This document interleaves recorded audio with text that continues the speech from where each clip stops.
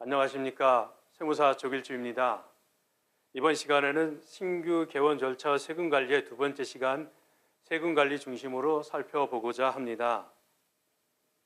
우리가 의료 장비를 이제 개원하게 되면 구입을 하게 되는데, 이 고가이다 보니까 의사결정에 굉장히 신중해지고, 또 돈이 많이 들어가니까 그 돈 조달함에 있어서 내 돈으로 할 건지 은행에서 빌릴 건지 이런 것들이 굉장히 중요한 이슈가 됩니다. 그래서 이번 시간에는 의료 장비 구입에 있어서 내 돈으로 할 건지 남의 돈으로 할 건지 아니면 리스를 할 것인지 이 부분에 대해서 살펴보겠습니다. 먼저 자기 자본으로 하게 되는 경우에는 본인 자금으로 하게 되는 거죠. 내 돈으로 하니까 당연히 이자는 발생이 안 되고, 또 내 돈으로 산 거니까 언제든지 내가 필요할 때 시세에 맞게 처분할 수가 있겠습니다. 다만 이제 그 단점은 이자 비용이 발생이 안 되니까 이자 비용 처리라는 것이 있을 수가 없고, 또 내 돈으로 다 바로 써버리니까 내가 돈을 빌려서 내 돈을 어딘가 투자를 했을 때 그 투자의 기회를 놓치게 됩니다. 그 다음에 타인 자본, 즉 은행에서 대출을 받거나 아니 할부로 하게 되는 경우에, 이 경우에도 물론 이제 내 거니까 언제든지 시세로다가 처분은 가능합니다. 그리고 남의 돈이니까 이제 이자 비용에 대해서 비용 처리가 가능하겠습니다. 단점은 어찌됐든 간에 이자로 다 돈이 나가는 거죠. 그다음에 이제 세 번째가 이제 리스로 하게 되는데, 리스로 많이 하죠. 그 이제 리스 회사를 통해서 구입을 하게 되는데요. 물론 이제 당연히 이자 비용에 대해서 비용 처리가 가능합니다. 그리고 혹시라도 사업을 양도하게 될 경우에는 원활하게 타인에게 이 계약을 넘길 수가 있겠습니다. 근데 이것도 역시 단점은 이자라는 이름으로 돈이 나가니까 이게 단점이 되겠습니다. 참고적으로 의료 장비 같은 거는 이제 구입을 하게 되면 수도권 가밀억제 권역, 즉 서울이나 인천이나 경기도의 시지역 밖에서 병의원을 이제 개설하게 되는 경우에 이 의료 장비를 취득하면 투자세액공제를 받을 수가 있겠습니다. 다만 중고품하고 운용리스로다가 하게 되는 경우에는 투자세액공제가 적용이 안 됩니다. 그 다음에 의료 장비를 구입할 때 대출로 받는 경우하고 리스로다가 하게 되는 경우에 비교를 해보면 취득가액에 있어서는 대출이나 리스나 모두 다 취득에 소요된 비용이 전부 다 취득가액이 되겠습니다. 물론 여기에 당연히 이제 부대 비용이 포함이 되죠. 그 다음에 이제 이자 비용은 둘 다 약정 이자율이 되겠는데, 문제는 그 크기의 문제입니다. 약정 이자율이 대출하고 리스의 경우에 다르죠. 그래서 이 대출 이자율하고 리스 이자율의 그 크기를 비교할 필요가 있겠습니다. 그 다음에 이제 그 절세 효과를 보게 되면 대출하고 리스 모두 다 감가상각비에다가 이자 비용을 합친 그 비용에 대해서 소득세율 6 내지 38%의 소득세율을 곱한 게 절세 효과가 되는데, 문제는 위에서 말씀드린 이자 비용이에요. 이 이자 비용의 크기에 따라서 절세 효과가 차이가 나는 겁니다. 그래서 그것을 고려를 해야 되고요. 이자 비용이 너무 많이 여기에 지출이 되게 되면 세무서나 또는 세법에서는 규제를 하게 됩니다. 왜냐하면 돈도 없으면서 왜 대출을 이렇게 많이 받냐, 이런 취지죠. 그 다음에 이제 의료장비 리스는 대부분 금융리스로 하게 됩니다. 금융리스라 하면 병원 자산인 것을 뜻하는 겁니다. 병원 자산. 그래서 이거는 이제 참고적으로 보면 그 매월 나가는 게 리스료로 나가게 되는데, 이게 이제 두 가지로 구성이 돼요. 리스 부채하고 이자 비용. 그래서 이 이자 비용이 이제 여기에 이렇게 해당이 돼서 요거에 대해서 절세 효과가 나타나게 되는 겁니다. 그 다음에 이 의료 장비를 이제 썼으니까 요거를 처분을 하는 단계가 필요하겠죠. 그 세법에서는 의료 장비의 처분 손익에 대해서는 과세 소득에서 제외를 합니다. 그래서 이게 또 절세 어떤 방법 중에 하나가 되는데, 여기 팁이 뭐냐면, 감가상각을 다 완료를 시켰어요. 그래도 우리가 계속 쓰잖아요.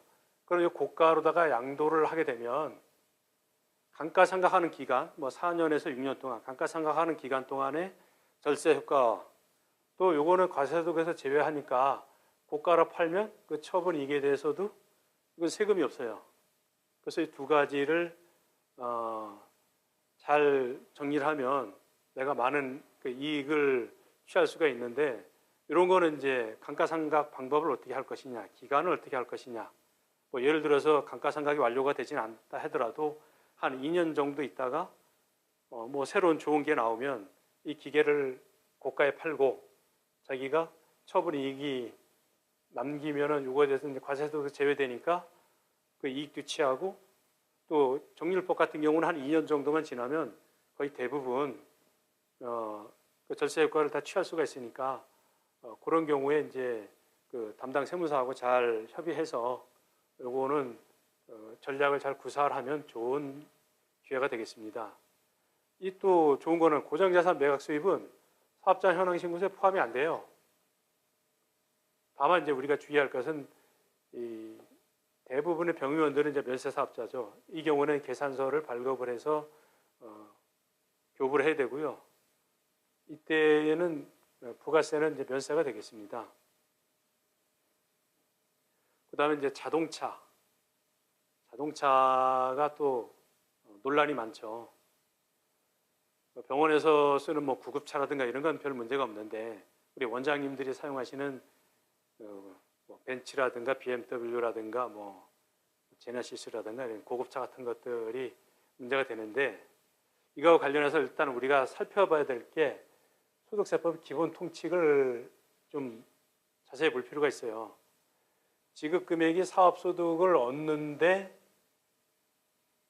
업무 수행상 통상 필요로 해야 돼요.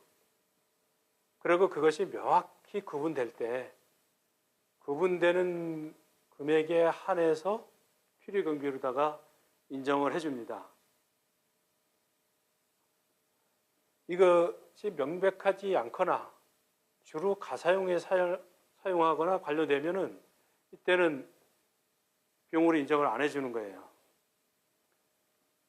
이거를 다시 항목을 나눠서 살펴보면, 출퇴근 목적의 원장님 차량을 살펴보면 이 원장님 차량이 사업 관련성이 명백하지 않게 되는 경우에는 필요경비로 인정을 받을 수가 없어요.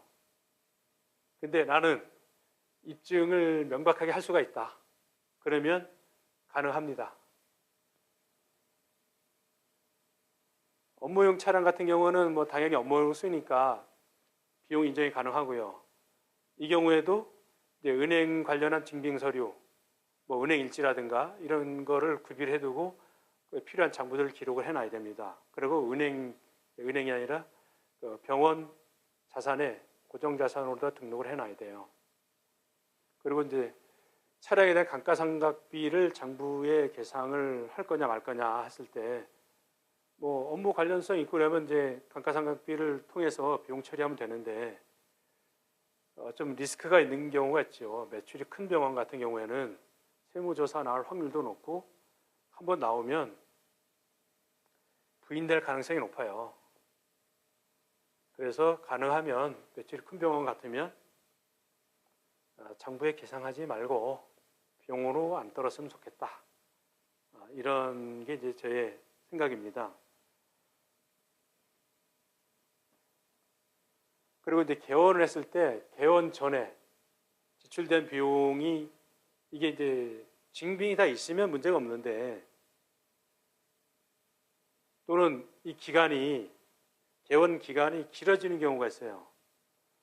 지금 제가 아는 분 같은 경우는 작년 11월부터 해갖고 3월 초에 이제 개원할 예정입니다. 이렇게 이제 길어지는 경우에는 증빙 문제도 있고, 또 이게 다 비용이 인정이 되냐, 뭐 이런 문제도 있는 거예요. 원장님이 이제 그런 게 고민이 많은데, 이거는 기한에 구애받지 않고 증빙만 있으면 개업일이 속하는 연도에 그 사업소득에 계산했을 때 이제 비용 처리가 가능하겠습니다. 이상 이번 시간은 여기서 마치겠습니다.